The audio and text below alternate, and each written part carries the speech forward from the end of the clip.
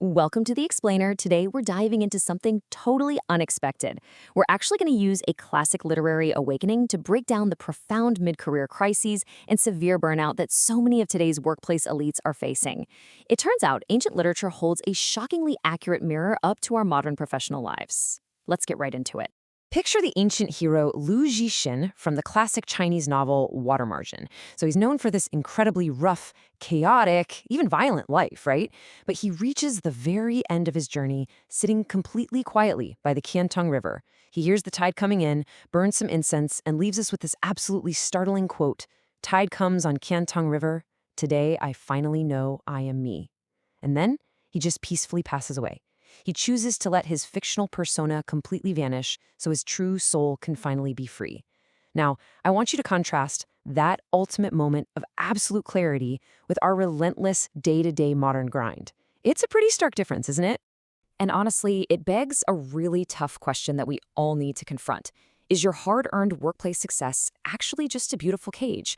I mean, think about the impressive titles, the stock assets, the workplace prestige you fought so incredibly hard for over the last 10 or 20 years.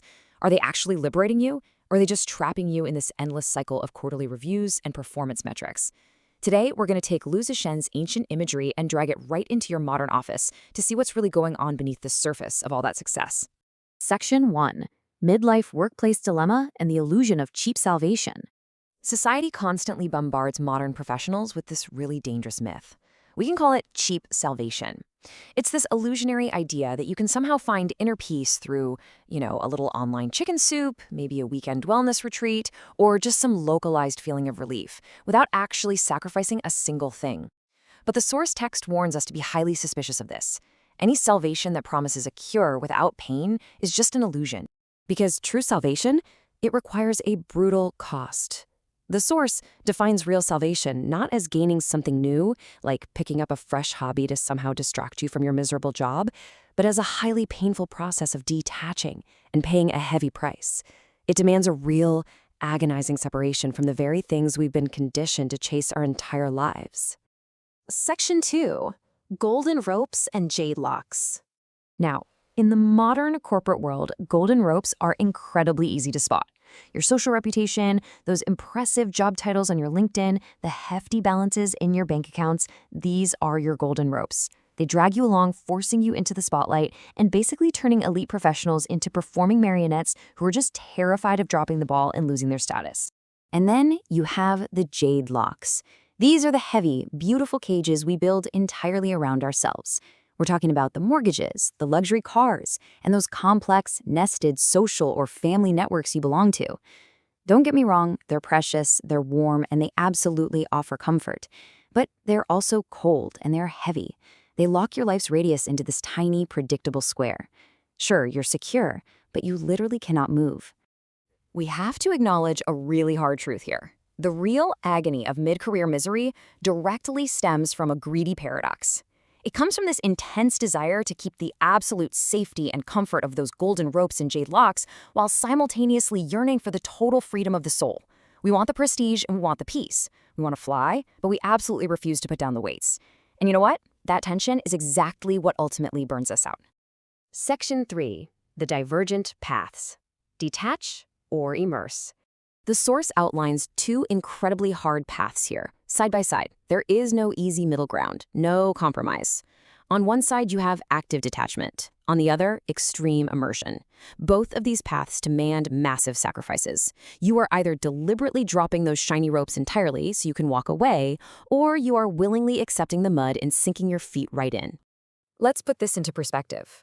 Imagine navigating a highly toxic VP role. That toxicity, that's your trap. The golden rope keeping you there is the prestige of unvested stock options and that shiny executive title. Your awakening happens in how you respond to this specific trap. Active detachment means walking away from the money and the title entirely to save your sanity. Boom, gone. Extreme immersion, on the other hand, means accepting the toxicity as just the cost of doing business, dropping the emotional baggage, and optimizing purely for the payout to support your family. The true awakening isn't in which one you choose, but in making a deliberate choice, rather than just passively suffering somewhere in the middle. But let's be real, snapping those ropes comes with a brutal reality. The cost of active detachment is steep. It involves a very real collapsing of your social circles. Those people who only knew you as the VP or the elite executive. They will vanish. It might mean a drastically lowered living standard. You lose your elite networking status. But the profound trade-off is that you finally find your true self, completely unburdened by a script someone else wrote for you. Now, what if you can't, or simply won't, detach? The source explains the alternative path of extreme immersion. This is where you stop struggling to escape the corporate game entirely. You stop the existential whining. Instead, you root yourself deeply in the secular grind, and you view it as a form of cultivation. You accept the mud, you focus purely on providing, and you find your peace by no longer fighting the reality of your situation. The pain actually stops when the struggle to escape stops. Section 4, The Awakening Experiment, Knowing My True Self. So how do we actually do this? The source breaks down the practical steps of what we can call the awakening experiment. This is designed to help you separate your true essence from your corporate avatar. Step 1, acknowledge your roles. You are a great manager, a provider, a spouse. Step 2, recognize they are not you. They are incredibly important roles you play in this grand game, absolutely, but they are not your core soul. And step 3, stop waiting passively for things to just magically get better on their own. I really want to deliver this deeply empowering reminder straight from the text. You are not passive crops waiting to be harvested by the next corporate restructuring or economic downturn. No way. Whether you choose to deep dive into the secular world and cultivate the mud, or snap the illusions and walk away entirely, you have the power to write your own script. You are the author. So I'll leave you with this. Are you ready to snap the illusions and face your true life script? I challenge you to take a hard, honest look at your own professional cages today, your golden ropes, your jade locks. Decide right now if you are going to keep performing the illusion, if you're going to sink into the mud on purpose, or if, just like Lusitian by the river, you are finally ready to awaken and say, today, I finally know I am me.